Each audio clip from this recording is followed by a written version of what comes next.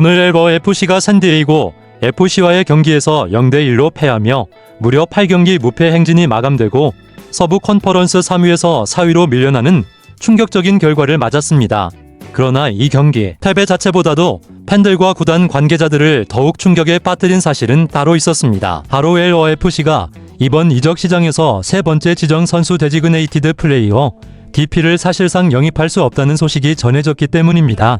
이 소식은 단순한 재정 문제를 넘어 구단이 과거에 선택한 로스터 운영 전략이 오히려 발목을 잡은 결과임을 드러내면서 팬들의 분노와 실망을 더욱 증폭시키고 있습니다. 먼저 LAFC가 왜 세 번째 DP 영입을 포기할 수밖에 없었는지, 그리고 그 과정에서 확보한 막대한 자금이 어디에 사용되었는지부터 살펴봐야 합니다.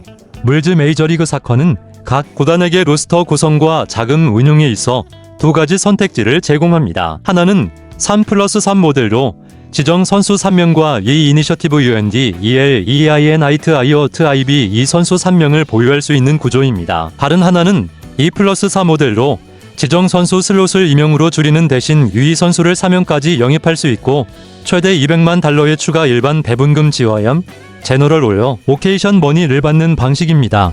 LAFC는 지난해 손흥민 선수와 유망주 앤드루 모런 선수를 영입하면서 3+3 모델에서 2+4 모델로 전환했습니다. 이는 지정 선수 슬롯 하나를 스스로 줄이는 대신 추가 지원을 확보해 선수단 연봉 부담을 완화하고 더 많은 유망주를 육성할 수 있는 길을 택한 셈입니다. 단기적으로는 월드클래스스 타 손흥민과 잠재력 있는 모런을 데려오는 데 성공했지만 장기적으로는 세 번째 딥 슬롯 자체를 사용할 수 없게 되는 심각한 제약을 남겼습니다. 더욱이 확보한 추가 지원은 기존 선수들의 연봉 부담을 덜고 팀 전반의 전력 보강에 모두 투입되어 다시 3+3 모델로 되돌아가기 위한 자금 확보가 사실상 불가능해진 상태입니다. 현재 MLS 규정상 이미 받은 지원을 반환하거나 비우는 방법이 전무해 LAFC는 제도적인 DP 슬롯 제한에 갇힌 셈이 되었습니다. 이로 인해 이번 시즌 LAFC는 유럽 슈퍼스타 영입설이 끊임없이 나돌았음에도 현실적으로 세 번째 DP를 영입할 수 없는 제도적 한계에 직면했습니다.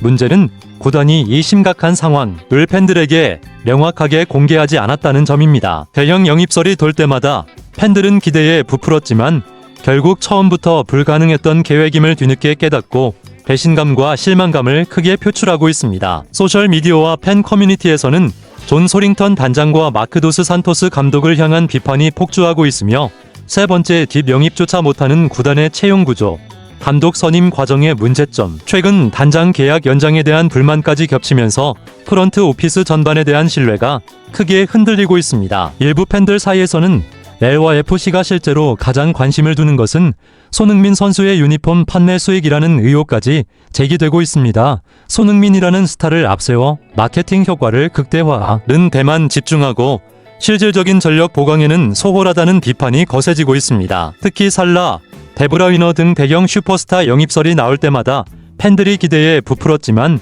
결국 처음부터 불가능한 계획이었다는 사실이 드러나면서 허탈함과 분노가 더욱 커지고 있습니다. 커뮤니티 내에서는 LAFC를 맹목적으로 지지하다가 현실의 벽에 부딪힌 자업자득이라는 자도 섞인 반응과 함께 모든 책임은 선수단이 아니라 복잡한 로스터 구조를 설계한 경영진에게 있다는 냉철한 분석이 이어지고 있습니다. 또한 LAFC가 최근 몇 시즌 동안 결승이나 준결승 문턱에서 반복적으로 좌절하며 아쉽게 이기는 문화에 머무르고 있다는 평가와 함께 단장이 대담한 투자를 포기하고 안전한 길만 택해 팀의 잠재력을 충분히 끌어내지 못한다는 우려가 확산되고 있습니다.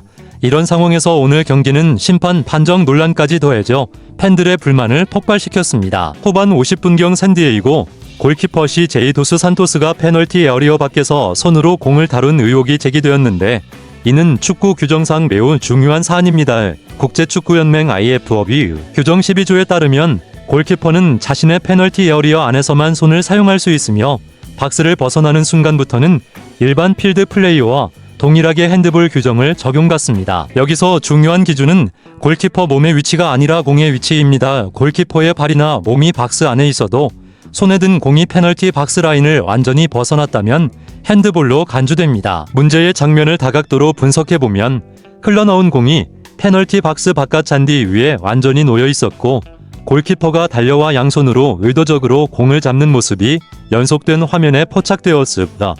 이 경우 규정상 간접 프리킥이 아니라 박스 바로 해서에 직접 프리킥이 선언됐어야 하며 만약 유효한 공격 기회를 차단했다면 경고 카드 발급까지도 충분히 논의될 수 있는 중대한 판정입니다. 그럼에도 이 장면이 넘어간 이유는 바비디오 어시스턴트 레프리 시스템의 제한 때문입니다. 비하은 득점 상황, 페널티킥 판정, 직접 퇴장 사유, 심판의 신원 착오 등 4가지 결정적 상황에만 개입할 수 있습니다.